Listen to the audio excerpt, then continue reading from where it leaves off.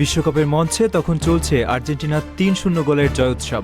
মাঠ জুড়ে লিওনেল মেসির ম্যাজিক, যার হ্যাটট্রিকে চূর্ণ হল আলজেরিয়া।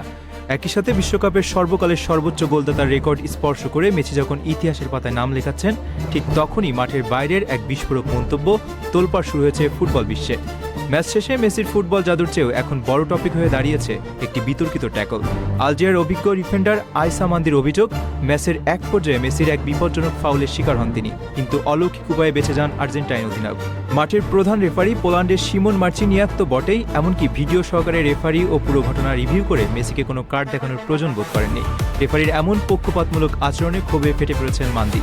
ম্যাচ শেষে সামাজিক যোগাযোগ মাধ্যমে নিজের চরম হতাশা ও ক্ষোভ প্রকাশ করে এই আলজেরিয়ান ডিফেন্ডার লিখেছেন, গতরাতে যদি আমার গোড়ালি ভেঙেও যেত, তবু যে খেলোয়াড় এটা করেছে সে কোনো কার্ড পেত না। রেফারিদের আরও ভালো হতে হবে, পুরো বিশ্ব তাদের দিকে তাকিয়ে আছে। মেসির মতো একজন বিশ্বসেরা তারকার ক্লিন ইমেজের গায়ে এমন অভিযোগ লাগায় ফুটবল প্রেমী এবং বিশ্লেষকদের মধ্যে শুরু হয়েছে তুমুল তর্ক বিতর্ক।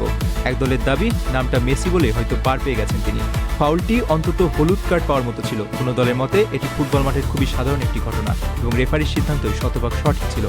এদিকে আলজেরিয়ার কোচ ভ্লাদিমির পেতকোভিচ ম্যাচ শেষে সরাসরি এই ট্যাকল নিয়ে মন্তব্য না করলেও স্বীকার করেছেন, তাদের নিজেদের কিছু ভুলের কারণে মেসির মতো কিংবদন্তি আরও বেশি ভয়ঙ্কর হয়ে ওঠার সুযোগ পেয়েছেন। রেকর্ডের রাতে মেসির এই বিতর্কিত ট্যাকল কি আসলেই কার্ড পাওয়ার যোগ্য ছিল, নাকি মাঠের উত্তেজনাতেই এমন অভিযোগ তুললেন আলজেরিয়ান ডিফেন্ডার? উত্তরটা এখন ফুটবল প্রেমীদের নিজেদের বিশ্লেষণের উপরই ছেড়ে দেওয়া যাক।